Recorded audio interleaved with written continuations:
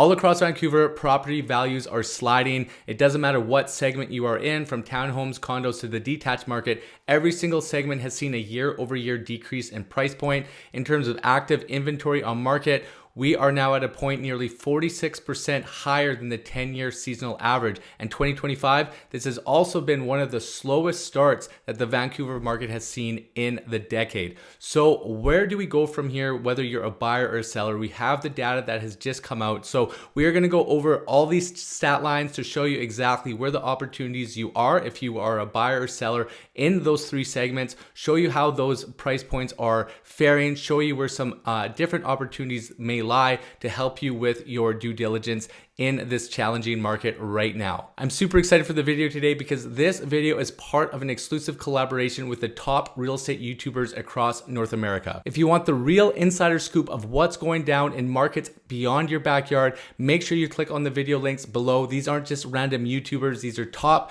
real estate professionals who really know their markets inside and out. So let's get into the Greater Vancouver Realtor stat package here for the month of May. And right off the hop, you're gonna see this.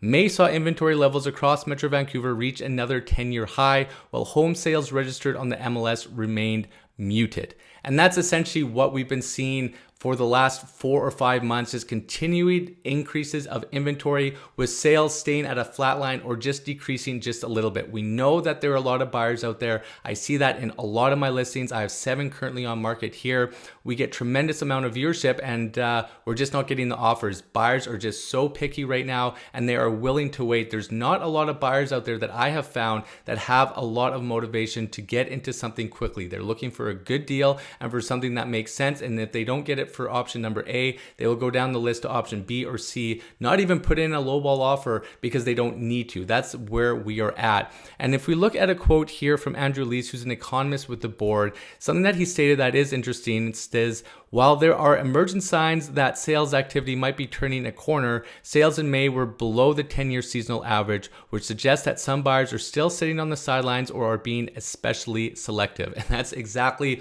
what I was speaking to before. That's what we're seeing in the marketplace right now in terms of buyer behavior. And it has been very challenging to put deals together, because when we look at a lot of the market data in and around Vancouver, you'll see that properties are either selling within 10 days, single digits, or are getting to that point of 100, 150, up to 200 days. I have 2 listings of mine right now that we are, or I shouldn't say 2 right now. One right now that's active under contract. It didn't even make it to an open house. We showed it to 3 people. 2 of the 3 put in offers. We get something accepted, and we're waiting for that subject removal. I have another one which we received an offer at the time of recording today, and just after our first open house, we also got an offer right away. And that is a cautionary tale for you sellers out there. If you're not sharply priced, you will sit. And if you don't make adjustments quickly, you will sit, and it can take months and months before you can get something. Not only just an offer, you can also get a big pause on your listing in terms of showing details. And I have a couple listings right now where we've been dead. We've barely gotten any showings in the last couple months, and that is just where we are sitting. So as we get down to another interesting stat that I want to show you here, and this is the total number of properties currently listed for sales on the MLS. And this definitely affects both sellers because it does bring down your pricing, and for buyers, it just gives you a lot more opportunity. It says here the total number of properties currently listed on the MLS system in Metro Vancouver is 17,094, a 25.7% increase compared to May of last year. This is a 45.9% above the 10-year seasonal average. I know I put out a video stating that we hit or surpassed the 16,000 mark of active inventory. That was the first time that was done in around 10 years. Now we just cruised past 17,000. I know I've had some comments in my YouTube channel. People think we're going to get upwards of 20,000 units on the market. So I'd love to hear what your thoughts are.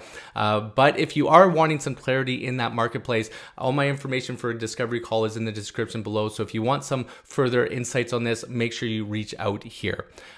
So before we go any further, I did want to bring up one more quote here before we get into some of these charts to show you where the pricing is and what the difference is between some of the condo markets, between the condo market, townhouse market, and the detached market. So another quote here from Andrew Lees states that with some of the healthiest levels of inventory seen in years, many sellers are adjusting price expectations, which has provided buyers more negotiating room and kept a firm lid on price escalation over the past few months.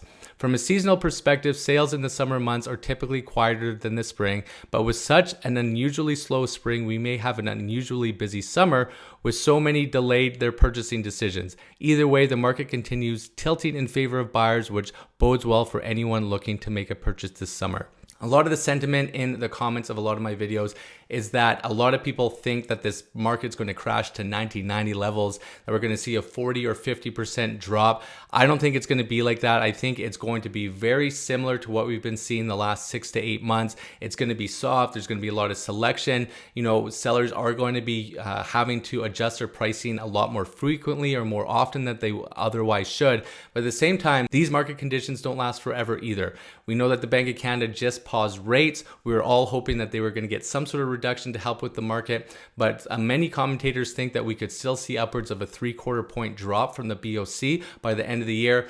That is not something to be ignored, and that is what I think is going to provide some liftoff. We may see some extended periods of a soft market because the Bank of Canada is holding rates because of the economy, but they have to go down at some point, and once they do, that is going to give a lot more encouragement to buyers to make out those deals. And to tie all this in, I wanted to show you something here about the housing sentiment is improving across Canada. This is the Real Estate Outlook Index. Trade uncertainty caused consumer sentiment towards real estate to fall hard over the past few months, but it has improved sharply so far in May. And you can see there's this V-shaped recovery here for the month of May that we've seen.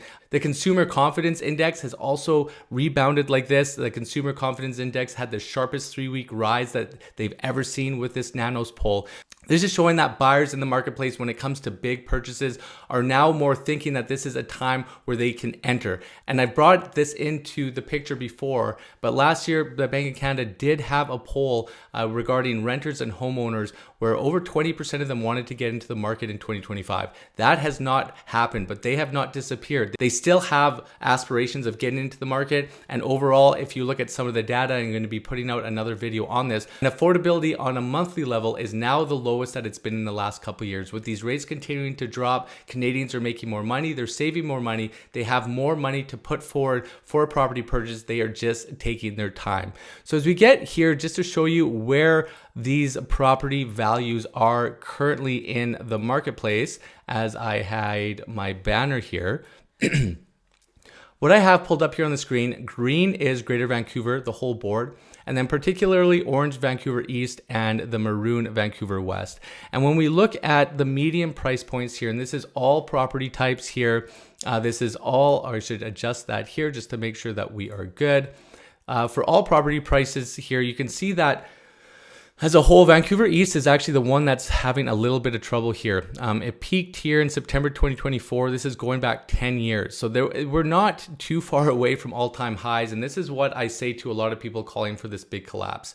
Despite what we've seen in this economy, despite what we're seeing on a global and federal level, pricing essentially is at 95 to 98% percentile in terms of overall pricing. If I even go out and I max this out, sometimes this can take a little bit of time here. What you're going to see on this is that we are pretty much at all-time highs here. So even if we do have a 10% drop, a double-digit drop, which I don't think is going to happen, we're still going to be at around a 90%, 88 percentile of all-time highs. So we're not getting into a big portion of danger unless you've bought something recently. But you should, if you bought something recently, have a framework that you're wanting to live in there for at least 5 to 7 years, or that's the information or the recommendation you should be getting from your agents, is to sit there and hold. The whole flipping capacity already with the flipping rules that we have here in BC and Canada as a whole, you're wanting to sit in your properties a little bit longer. But if we bring this back to just the 10-year mark to make it a little bit easier, you can see that Vancouver East as a whole had a 4.7% drop in property value.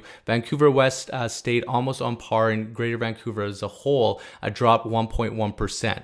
When we bring this down to the detached marker for all of these areas, what you're going to see here as well is that Vancouver West and Vancouver East and the GVR all had small single-digit drops in pricing. 2.9% here, Vancouver West, year over year, 2.4% in the green, Vancouver East, and 1.6% as a whole in Greater Vancouver. So, you know, I think it's still going to meander around that, a couple points here and there, nothing major. But again, when you're looking at the last 10 years, we're essentially at all-time highs in the last 10 years here in Vancouver East and the greater Vancouver region as a whole. So for all of those out there, still have hope in your assets. This is not going to crumble overnight.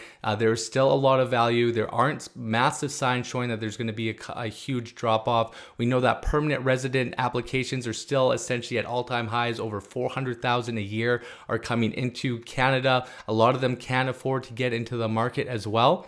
And then when we go through here to the apartment segment, so that you can see, before I do that, my apologies, as we're doing this live.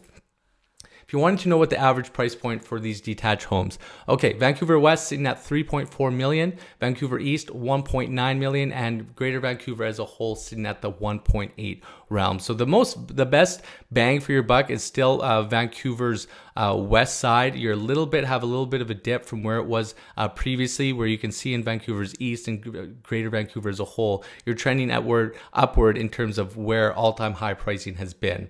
So we jump over into the townhouse segment for all of these, so you can compare and contrast to where we are in terms of these values.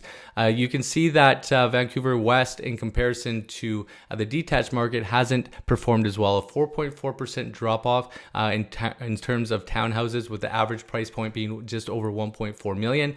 Vancouver East, a 4% drop as well, sitting at just under 1.1 million, and Greater Vancouver as a whole sitting just above the $1 million mark. But again, we're seeing, as we bring this back to these charts, despite, a 4% drop year over year, your asset is still doing pretty well here. We had the last big spike, in 2018, and then we started to have a little bit of a pull up. But essentially for the last couple of years, we have been in this flat line in terms of property value. And you can see that, it drops a little, pops back up, drops a little, pops back up.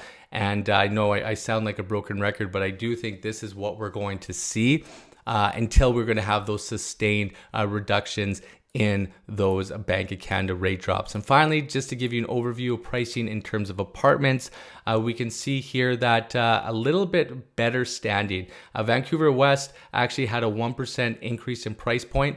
840,000 is now your average price point for a condo on Vancouver's west side. Vancouver East saw a slight reduction of a 0.4% decrease, where the average condo is 685,000. If you are looking for condos in Vancouver East, I have a couple that are for sale as well, and I'll link them or put the tab for the video here if you want to check them out. And then Greater Vancouver as a whole, 1.4% drop at $705,000. But again, we're still essentially near all-time highs. But the only thing that has been really keeping us from getting to new ranges, because I'm going to put these to all property types here, because we've seen so much inventory. This is what's really prevented us from going on another good run in terms of property pricing. When we max everything out here and we look at property pricing, it has been some time since we've seen some sustained growth. We saw Vancouver East had a nice little run up here in 2024, but it's wiped out a lot of its gains, getting back to these 2021 levels here. But we've been sticking around these levels here since 2016. There hasn't been a huge drop off. We would make some gains, it would drop, it would make some gains, and it would drop again. It hasn't been what it was in the past. And with some of the other data that's come in, if you're looking at what is the prognostication of the market moving forward, we do know that construction is slowing. We know that purpose-built rentals has been the focus for Vancouver and the province. That's really the only thing that is working when it comes to the housing market right now. There's going to be around 20,000 more purpose-built rentals coming to market this year. That's going to continue to soften the rental market if you are a landlord or wanting to be a landlord. And there's going to be a lot less opportunity to buy resale property.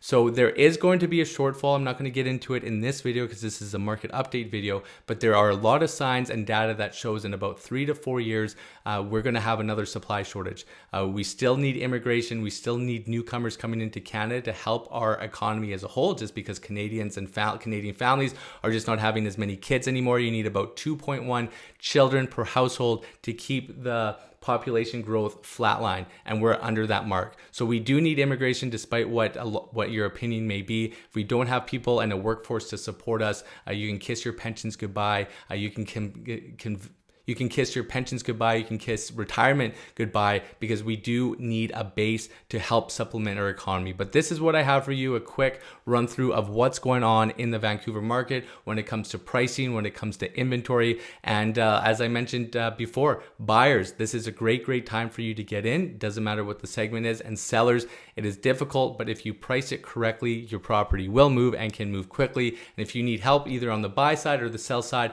make sure you book that discovery call with me. My booking link is in the description below. Till the next one, take care.